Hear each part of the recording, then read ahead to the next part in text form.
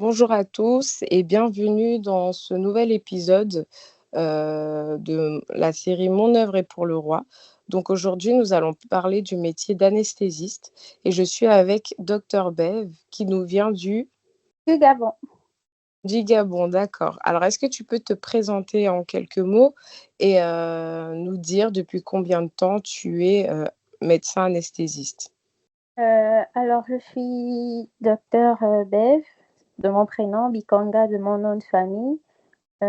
J'exerce actuellement à Libreville, au centre hospitalier universitaire mère et enfant.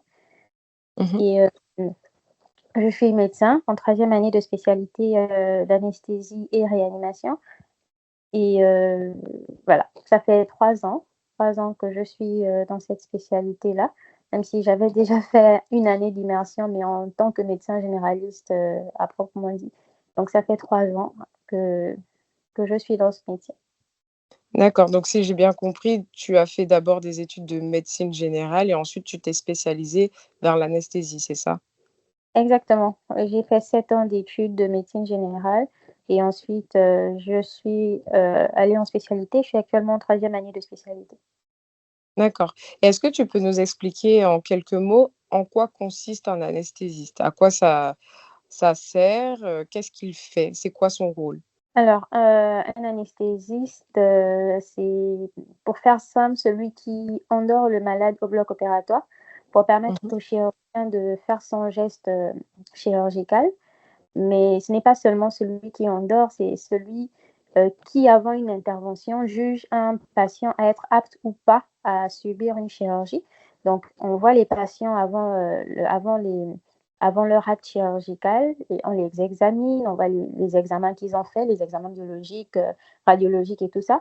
Et si tout est OK, on donne l'accord pour qu'ils soient endormis. Parce qu'il faut dire que l'anesthésie n'est pas sans risque. Et donc, il faut bien que les patients soient aptes et c'est nous qui jugeons aptes ces patients-là à passer au bloc opératoire.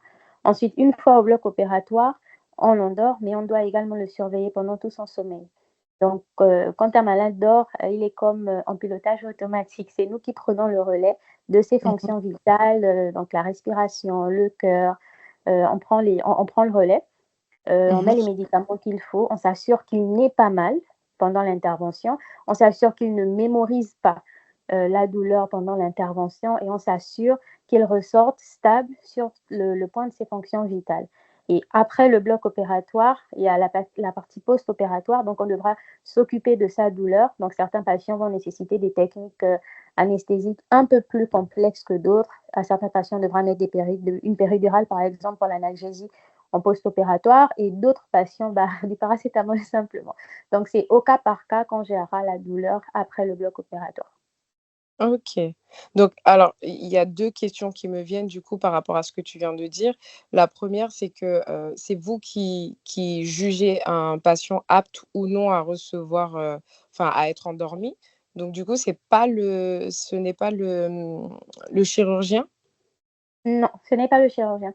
Le chirurgien nous présente le malade et nous, après avoir examiné le malade, après avoir fait le point des différents examens que le patient a réalisés, mais aussi après avoir jugé grave ou pas l'acte chirurgical qui doit être fait, et en fonction de l'état du patient, on dira au chirurgien, oui, ce patient peut être opéré, non, ce patient ne peut pas être opéré. Et dans ce cas, soit l'opération sera différée ou alors, enfin différée de plusieurs jours ou même de plusieurs mois dans certains cas, ou alors le patient sera préparé pendant quelques heures, toujours par l'anesthésiste, avant d'être endormi. Donc non, c'est pas le chirurgien OK. qui...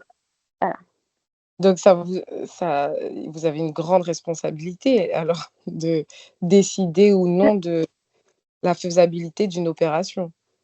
Oui, oui, c'est une grande responsabilité parce que si on dit oui à tout le monde, on peut se retrouver avec des catastrophes au bloc opératoire, des arrêts sur table parce que le patient n'aura pas supporté soit l'anesthésie, soit l'acte chirurgical, ou alors faire ressortir le principe, c'est de faire sortir le patient avec au moins, enfin, avec au plus ce qu'il avait. Donc, il ne doit pas ressortir du bloc avec plus que ce avec quoi il est entré. Et c'est vraiment pour ça qu'on les filtre avant l'opération pour savoir qui est apte ou pas. Parce qu'un patient peut rentrer, par exemple, enfin, bien portant en dehors de ce pourquoi il vient être opéré et ressortir par exemple avec une insuffisance rénale ou une insuffisance respiratoire. D'accord. On ne l'aura pas préparé assez longtemps pour l'intervention. D'accord. Et justement, au vu de cette responsabilité, est-ce que, heu, tu n'as pas eu des craintes, par rapport, à ce métier-là? Est-ce que ça n'a pas suscité chez toi des craintes?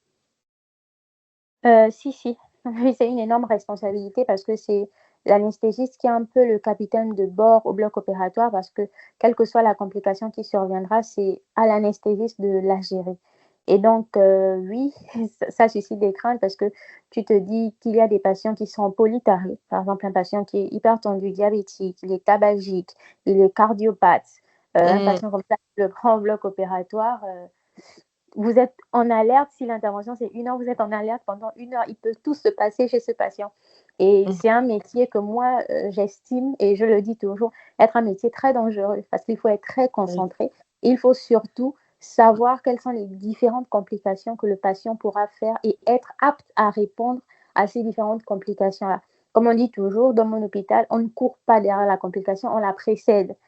Donc Mmh. il faut très concentré, surtout quand c'est des patients polytarés. Donc oui, forcément, ça fait un peu peur de se dire que bah, le patient peut rester sur table et c'est de ma responsabilité de faire en sorte qu'il ne reste pas sur table. D'accord. Et du coup, est-ce que, là, c'est un peu plus personnel, est-ce que tu as toujours voulu faire, ce métier? Est-ce que depuis petite, tu as toujours eu, ça à cœur de devenir un jour, médecin anesthésiste? Non, pas Non? du tout. D'accord. Non. Tu voulais Alors, faire quoi alors petite? ce qui est sûr, c'est que j'ai toujours voulu être médecin. Ça, c'est indéniable et même mes parents me l'ont toujours dit. J'ai toujours dit que je voulais être médecin. Sauf qu'en arrivant à la faculté de médecine, j'étais plutôt, je me disais: «Ah ouais, je vais faire neurochirurgie». Donc pour moi, je venais à la faculté de médecine pour faire neurochirurgie et au fur et à mesure qu'on a commencé les stages, 4e année de médecine, 5e année de médecine, la chirurgie ne m'a plus trop plu.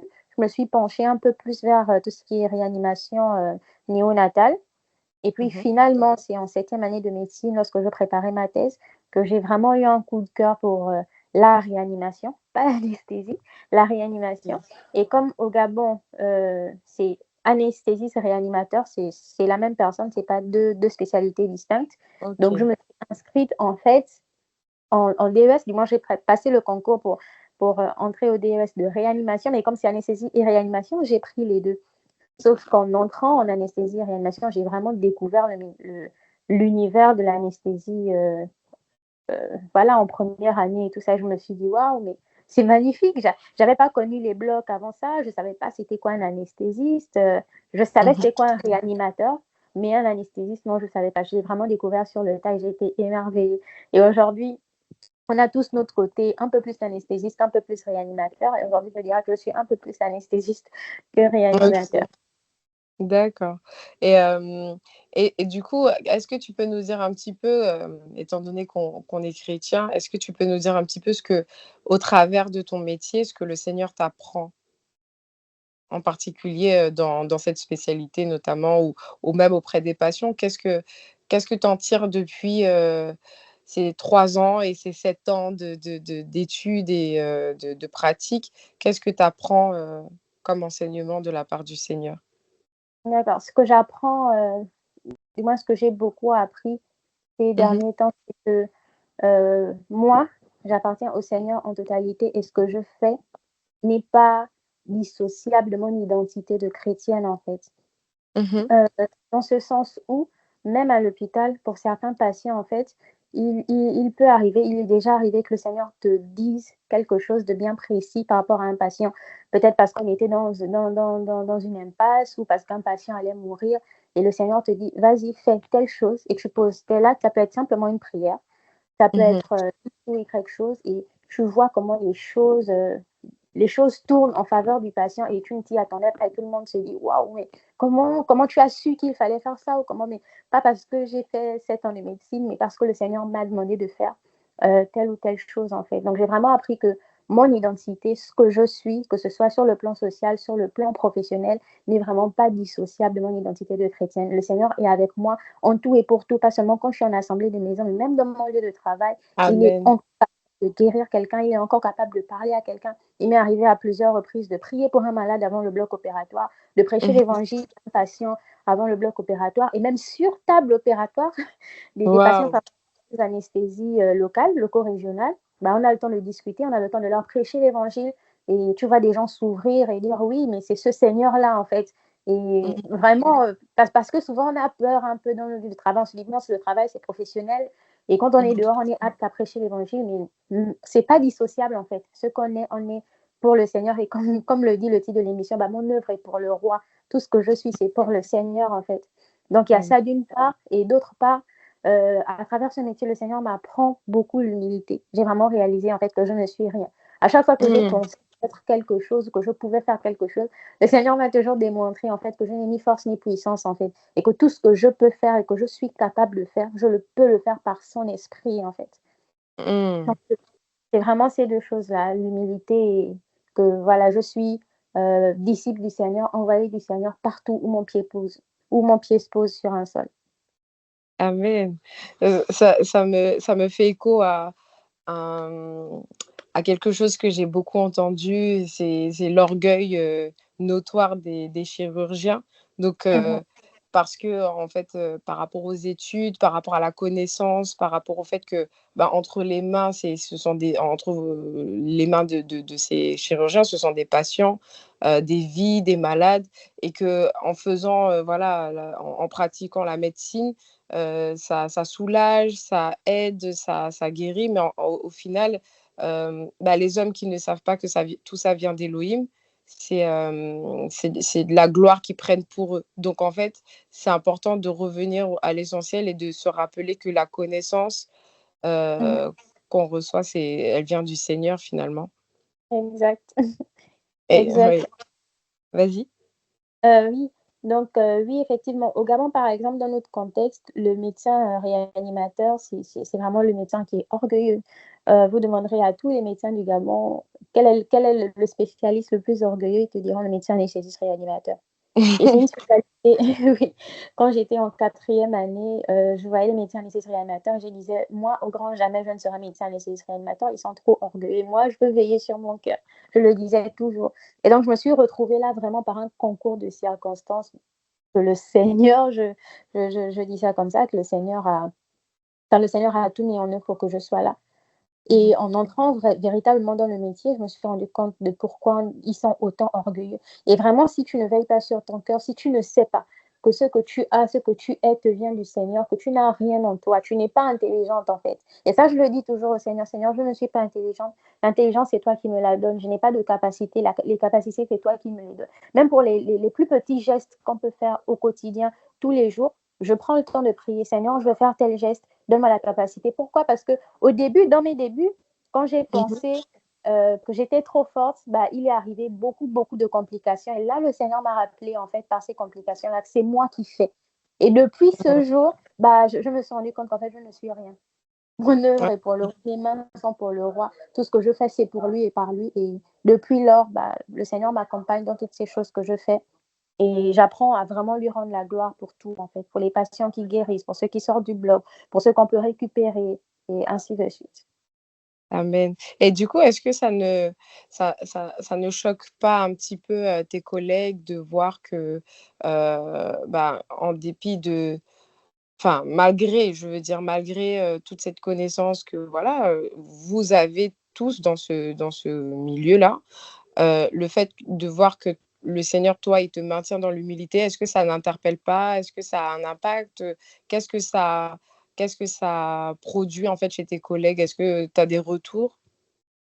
Alors oui, mes collègues savent que je suis chrétienne pour la plupart. Mmh. Donc non, ils sont pas trop étonnés de mon attitude. Au contraire, des fois, il y a certains qui sont des fois témoins de ce que le Seigneur fait.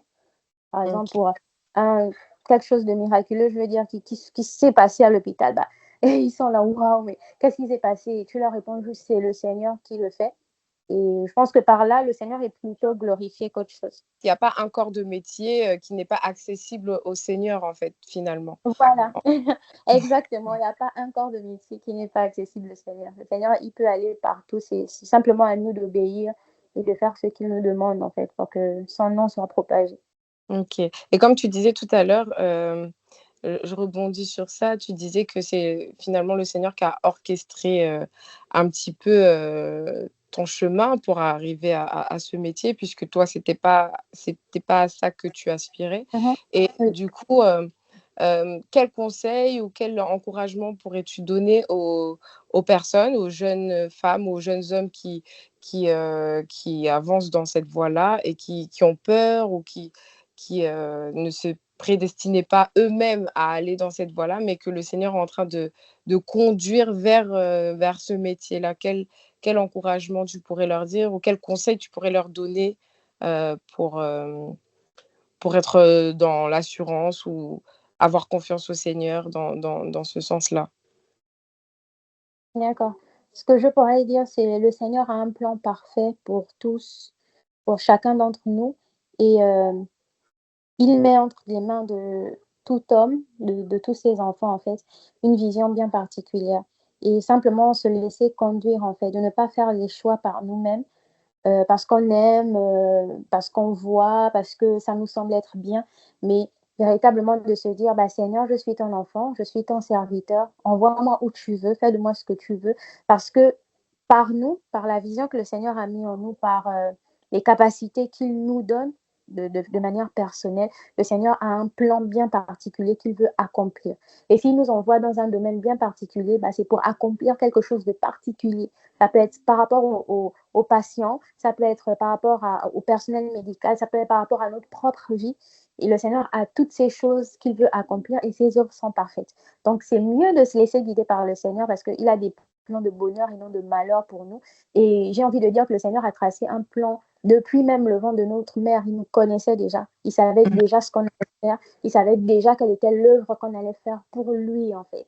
Et donc, il faut simplement se laisser conduire, prendre la peine pour chaque décision, même les plus petites, prendre la peine de demander au Seigneur, Père, veux-tu que je sois là-bas? Ou Seigneur, où est-ce que tu veux m'emmener? Parce que assurément, lorsqu'on marchera sur les sentiers qu'il a d'avance tracés pour nous, bah, on ne pourra qu'être dans un chemin de paix et de bonheur parce que c'est ça ses plans pour nous. Amen et bah, sur ces mots, on va s'arrêter là.